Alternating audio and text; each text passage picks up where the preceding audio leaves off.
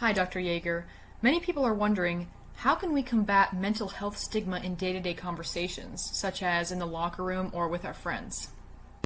In general, stigma is negatively talking about mental illness or those who experience mental illness.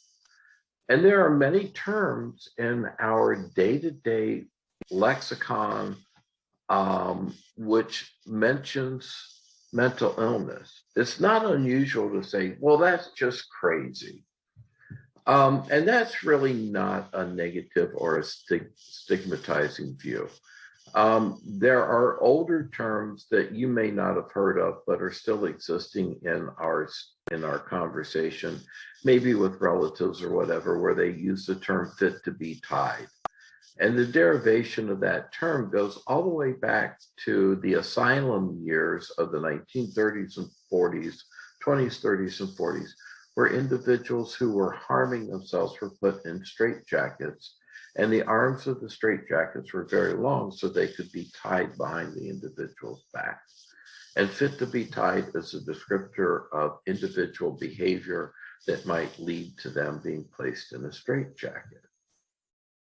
In general, negativity and stigmatizing conversation around mental illness begins with somebody being, for lack of a better way of describing it, being made fun of, or derogatory terms about their experiences with mental health or mental illness. And this is common or becoming more common in society. And our society seems to be moving in a less civil way. The way to combat stigma in your day-to-day conversation is to normalize this, that essentially 1 in 4 individuals will experience a mental illness at some point in their life. Therefore, it's important to understand that you may have friends or family members, or you yourself may experience a mental disorder. And the thought comes to mind, how would you like somebody to be discussing your experience with mental illness? Or what would you like for somebody to say if they were referring to your experiences with any illness? Much like any other illness, such as diabetes or cancer or heart disease, mental illness is a physiological disease. Typically, it's not been viewed that way.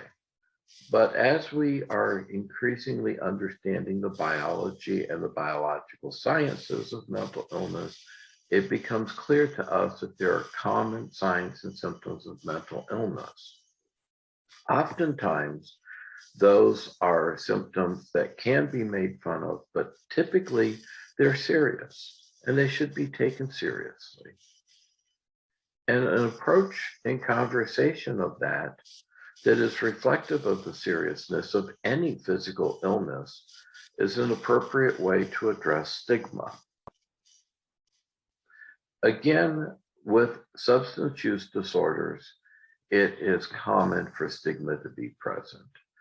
And it is common to use terms such as pothead or drunk or, all kinds of situations that go along with that. But again, in the college years, it's important to understand that substance use disorder is less common, but substance abuse can be very common. And therefore, understanding the seriousness of that and the potential for it to progress into something more serious should be taken seriously. So as you're thinking about those events coming up over the weekend or what you're looking to with regard to social activities, please understand the importance of not underestimating the impact of any illness, including mental illness or substance use disorders, and address it appropriately within your peers, and understand that there is no such thing as good physical health without good mental health. There's no good processes associated with academic performance without good physical and mental health.